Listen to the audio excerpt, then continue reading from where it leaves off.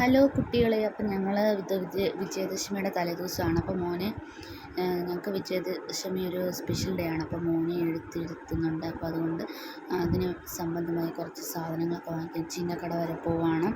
ഞങ്ങൾ പെട്രോൾ അടിക്കാൻ പോവുകയാണ്. പെട്രോൾ അടിച്ച് കഴിഞ്ഞിട്ട് നേരെ ചിന്നക്കടയിലോട്ടാണ്. അപ്പോൾ ഇത് കണ്ടില്ലേ, ചിന്നക്കട. ഇവിടെ എന്ത് സാധനം വേണമെങ്കിലും വാങ്ങിക്കാം.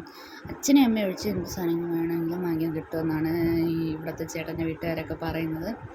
സോ അത്യാവശ്യം കുറേ സാധനങ്ങളൊക്കെ വാങ്ങിച്ചു. ഗണപതി ഒരുക്കിനുള്ള സാധനങ്ങളൊക്കെ വാങ്ങിച്ചു. കണ്ടില്ലേ, ചിന്നക്കട ഫുൾ തിരക്കാണ്. പിന്നെ ഞങ്ങൾ നേരെ ഫോട്ടോ വാങ്ങിക്കണമെന്നുണ്ടായിരുന്നു. ഒരു ഫോട്ടോ ഫ്രെയിം വാങ്ങിച്ചു. സരസ്വതി ദേവിയുടെ ഒരു ഫോട്ടോ ഫ്രെയിം. ഉണ്ടല്ലേ, ചേട്ടൻ നടന്നു വരുന്നു. തൊട്ടപ്പുറത്ത് അമ്പലമാണ്. അപ്പോൾ തൊഴുതിട്ട് വരുവാണ്. സോ അത് കഴിഞ്ഞിട്ട് മോനെ കുറച്ച് ഗിഫ്റ്റുകളൊക്കെ വാങ്ങിക്കണമെന്നുണ്ടായിരുന്നു. അപ്പം ഇതുപോലത്തെ കുറേ പുസ്തകങ്ങൾ വാങ്ങിച്ചു. കഥാപുസ്തകങ്ങൾ, കളറിങ് ബുക്കുകൾ വാങ്ങിച്ചു വെച്ചിട്ടുണ്ട്. നാളെ രാവിലെ ആയിട്ട് കൊടുക്കണം ഗിഫ്റ്റ്. കണ്ടില്ലേ, ബില്ലടിക്കാൻ നിൽക്കുവാണ്. പിന്നെ അത് കഴിഞ്ഞിട്ട് ഞങ്ങൾ നേരെ എനിക്ക് കുറച്ച് സാധനങ്ങൾ വാങ്ങിക്കണമായിരുന്നു. അതിന് അയ്യപ്പ ബാംഗിൾസിലോട്ട് വന്നു, ചിന്നക്കടയിൽ തന്നെ. അത് കഴിഞ്ഞ് ഞങ്ങൾ നേരെ ടയർഡായി.